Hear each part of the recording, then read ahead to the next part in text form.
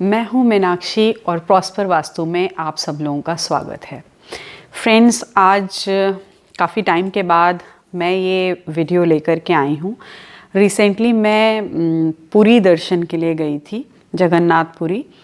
तो वहाँ मैंने जो है कुछ वीडियो शूट करे। हालांकि मंदिर के प्रेमाइसेस के अंदर कोई भी मोबाइल फ़ोन्स जो है अलाउड नहीं है, तो मंदिर के अंदर का शूट नहीं हो पाया। लेकिन मुझे ऐसा लगा वहाँ पे पंडित जी से कथा सुन करके कि भगवान जगन्नाथ के उद्भव की जो कथा है वो किसी ना किसी तरीके से हमारे व्यूवर्स तक पहुँचे। तो एक्चुअली ये कथा बाद में जो मैंने मंदिर प्रेमाइसेस में सुनी, बाद में वहाँ के दूसरे जो पंडित जी हैं उन्होंने अपने घर पर सुनाई, जिसे मैंने जो है रिकॉर्ड किया। और डिस्क्रिप्शन बॉक्स में पंडित जी का पता और फ़ोन नंबर सब कुछ दिया हुआ है, तो आप भी सुंदर कथा को सुनिए और इन्जॉय कीजिए। इसके अलावा पुरी के दर्शन की इच्छा बड़े दिनों से थी। अगर वास्तु के हिसाब से देखा जाए तो हमारे जितने भी फेमस इंडियन टेम्पल्स हैं वो बहुत ही बारीकी से बनाए गए हैं, और यही वो रीज़न है जिसकी वजह से हज़ारों साल बीत जाने के बाद भी वो आज भी चार्ज्ड हैं, हमें अपनी तरफ खींचते हैं। जितना एंशिएंट सिविलाइजेशन हमारे पास है, आर्किटेक्चरल एक्सलेंस जो हमारे मंदिरों में दिखता है, हमारी बिल्डिंग्स में दिखता है, वैसा बहुत कम देखने में आता है। एंशिएंट वास्तु में हम लोग 64 पद वास्तु और 81 पद वास्तु, ये दो प्रकार के वास्तु को जो है यूज़ किया जाता था। भारत के जो अधिकतर मुख्य मंदिर हैं वो 64 पद वास्तु के आधार पर आधारित नहीं हैं। पुरी के बारे में मैंने FB पे और डिफरेंट सोशल प्लेटफॉर्म्स पे बहुत अलग अलग इन्फोस देखी हुई थी, तो मेरा मन था कि मैं जाकर के जो है देखूं कि ये सच हैं कि ये नहीं है।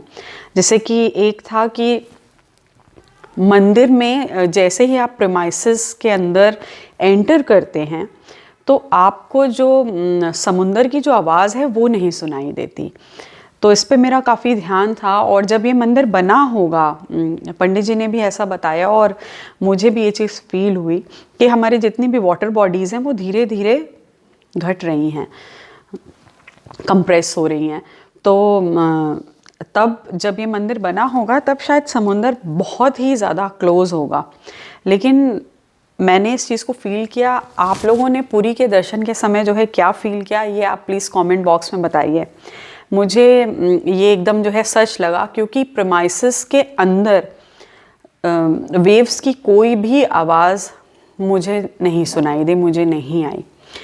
इसके अलावा पुरी के मंदिर की जो शिखर पताका है उसको डेली शाम के समय बदला जाता है। उसका एक प्रॉपर रिचुअल होता है, क्योंकि कोविड टाइम्स में कुछ खास चीज़ें हैं जिनको फॉलो कर रहे हैं वो लोग। उसका भी एक विशेष महत्व है। कहते हैं कि ये हमेशा हवा से उल्टी दिशा में लहराता है। और भी कई सारी चीज़ें थी जो मैंने पंडित जी से कंफर्म करी और मैंने खुद भी देखी, क्योंकि हमें खुद वहाँ पे महाप्रसाद को चखने का सौभाग्य, उसको प्राप्त करने का सौभाग्य जो है मिला। तो जगन्नाथ भगवान को जो 56 भोग लगते हैं वो हमें भी जो है प्राप्त हुए। उसमें मैंने ये सुना था कि जो लकड़ी के चूल्हे हैं आज के दिन भी वहाँ पर, और उनमें ही जो है फूड को कुक किया जाता है। लेकिन मेन चीज़ ये है कि हांडी के ऊपर हांडी जो है चढ़ाई जाती है। तो मुझे ये लगा था कि जो हांडियाँ होती होंगी वो मिट्टी की होती होंगी, और एक के ऊपर एक के ऊपर एक 7 से 12 हांडी चढ़ा करके वहाँ पे भोजन बनता है। तो जो वहाँ पे पंडित जी थे उन्होंने मंदिर प्रेमाइसेस में हमें जो है बताया कि एक्चुअली पूरे प्रेमाइसेस जो उनका जो पाकशाला है उसमें 752 चूल्हे हैं, 752 चूल्हे हैं, जिनमें से हर एक पे कैपेसिटी और साइज़ के हिसाब से 7 से 12 हांडियाँ एक टाइम में चढ़ती हैं। और ये सच है कि जो सबसे ऊपर वाली हांडी है उसको वो लोग चेक करते हैं कि क्या फूड प्रिपेयर हो गया है भोग लगाने के लिए और भक्तों को देने के लिए, महाप्रसाद क्या रेडी हो गया है। और सिर्फ ऊपर वाली हांडी को ही वो लोग चेक करते हैं। नीचे का भोजन फुली कुक्ड, अगर देखें हम लोग साइंस के हिसाब से तो पहले हो जाना चाहिए और ओवर कुक्ड हो जाना चाहिए या जल जाना चाहिए, लेकिन ऐसा नहीं होता है। वो लोग सिर्फ ऊपर की हांडी को जो है चेक करते हैं और हर एक हांडी का भोजन इक्वली कुक्ड होता है। तो ये भगवान जगन्नाथ का जो बड़ा अद्भुत महात्म्य था, ये मैंने वहाँ पर जो है देखा, क्योंकि महाप्रसाद हमें वहाँ पे 2 बार मिला। जब हम जो है गए उस दिन हमें जो है मालपुए खिलाए गए मिले, और दूसरे दिन भी हमें जो है महाप्रसाद 56 भोग जो है प्राप्त हुआ। तो इस वजह से मैं चाहती हूँ कि ये जो जगन्नाथ प्रभु के आविर्भाव की जो कथा है, किस तरीके से क्यों वो मंदिर बना, उसको आप सब लोग भी सुने। आपको ये वीडियो कैसा लगा मुझे कमेंट बॉक्स में बताइए। अगर आपने पुरी में जगन्नाथ भगवान के दर्शन किए हैं और आपका कोई ख़ास अनुभव रहा है तो आप उसे भी हमारे साथ साझा कीजिए। जल्दी से मिलेंगे नेक्स्ट वीडियो में, तब तक के लिए नमस्कार। उनकी गुंडीचा बाई, इन्होंने इस मंदिर को बनवाया और कौन सा मूर्ति बैठा जाएगा ये मालूम नहीं थी। ये दोनों प्राणी बड़े उलझन में थे। एक दिन रात में सो रहे थे राजा रानी दोनों प्राणी, तो आदेश आया कि हे राजा हे रानी, समुद्र किनारे में लकड़ी लगेगा, इस लकड़ी को लाना, मूर्ति बना जाएगा, इस पर ही मूर्ति बना जाएगा। सुबह आदमी को भेजा गया, देखा कि लकड़ी लगा हुआ है समुद्र किनारे। इसको उठाने की विचार किया लेकिन उठ नहीं पाया। तमाम आदमी लगे हुए हैं परंतु ना इधर होता है ना इधर होता है। उठेगा कैसे, जाएगा कैसे, बना होगा कैसे, ये तो बड़ी बहुत बात है। ऊपर से आदेश मिला कि हे राजन, ये ऐसे उठने वाला सामान नहीं है, कलयुग में महामंत्र उच्चारण करो। महामंत्र क्या है? आप 4 घंटा बैठने के सामर्थ्य नहीं है, समय भी नहीं है, लेकिन इतनी अगर नाम लियोगे तो बहुत कुछ है।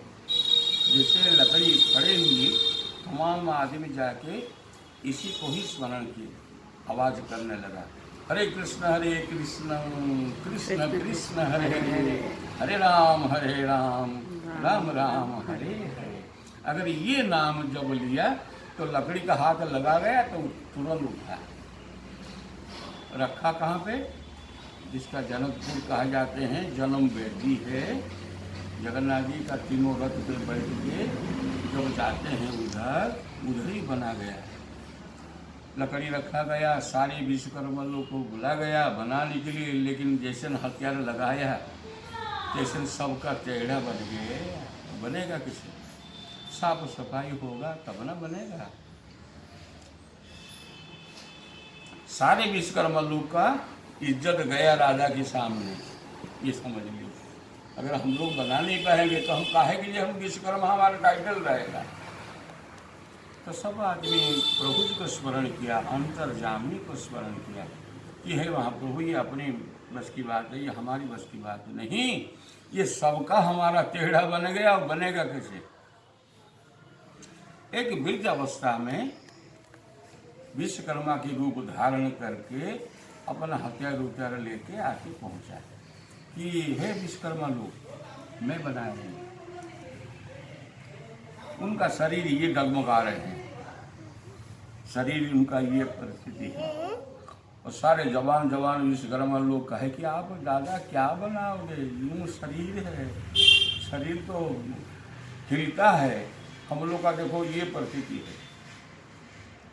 लेकिन इन्होंने बोले तुम लोग का इज्जत भरने के लिए हम आए हैं, तुम लोग अगर विचार करोगे तो हम बनाने जाएंगे मेरे लिए, लेकिन एक शर्त है, मेरे लिए खाना पीना सब रख लियो कमरे के अंदर, लकड़ी रहेगा। 15 दिन बाद में ही इसको खोलोगे, 15 दिन पहले खोलोगे नहीं। राजा रानी दोनों प्राणी वो वृद्ध अवस्था में जो विश्व उसी का सामने संकल्प भक्त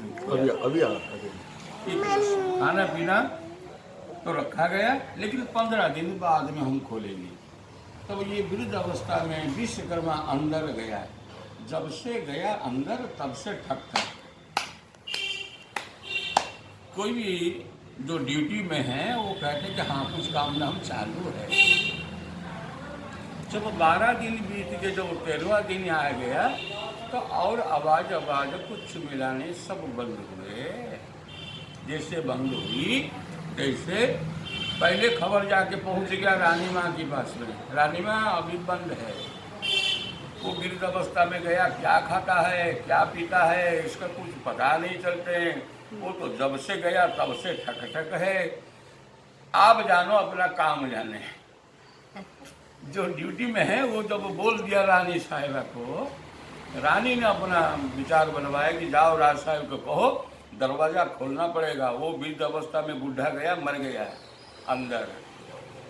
अभी आवाज कुछ होता नहीं। तो फिर राजा ने आकर समझाया कि हे राजन रह दियो, कुछ खाते पीते होगा।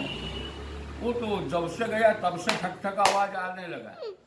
अरे रह दियो, लेकिन रानी ने अपना जिद में अटल है कि देखो राजन, जब हम ये दरवाजा खोला नहीं जाएगा तो हम पानी तक भी पिएगा नहीं। तनिक भी पानी पिएगा नहीं। ऐसा सूखा मरना है। अगर आपका दरवाजा बंद रहना तो रह दी। तो राजा ने कह गया अरे तू मर जाओगे तो हमारा रहना बेकार है। चल दरवाजा खोला जाए।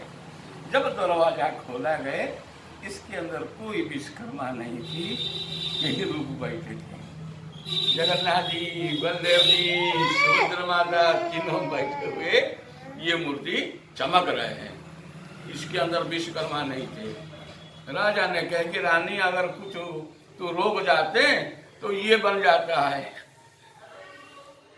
हाथ बन नहीं पाया, मुंह भी बंद है, कान भी बंद है, पैर वगैरह भी बंद है। ये आंख है, एक सूर्य है और एक चंद्र है। दोनों आंख जो है कि हर वक्त रॉक्सनी, हर वक्त वो चाव चाव करके देखते हैं। लोग क्या करते हैं, बड़ा पानी दे। लोग क्या करते हैं, कलयुग में मुंह बंद है ना, कि कान भी बंद है। तो उनका कहना इंस्ट्रक्शन है, आप कुछ कहोगे हम बहरा है पीने के लिए, पीने अरे पानी पी थोड़े बुझवा के था। तो इन्होंने बोले क्या बोले थे, आप कुछ कहोगे हम बहरा है। आप कुछ मेरे से खबर लेना चाहोगे तो हम बहरा है, हम सुन नहीं पाते हैं। अगर आप कुछ मांगने चाहोगे तो हाथ से दे नहीं पाएंगे। हाथ भी नहीं है। तो कहीं बुलाना चाहते हैं भगत, हम जाना मुश्किल है, हमारा पैर नहीं है, तो हमको बुलाना है। कुछ मांगेंगे तो कान में है। तो ये उनकी इतनी है, सिर्फ नजर करना। कलयुग में सब कुछ नष्ट होगा, धीरे धीरे गुप्त होगा। जहाँ माता पिता की सेवा मिलता नहीं, लड़का सेवा नहीं करते, तो इससे खतरनाक और क्या हो पाएंगे। ये आपकी माँ है, आपने कम से कम उनको लेके आए हैं। हाँ हाँ हाँ हाँ, तिरतिरी की चाय बनानी।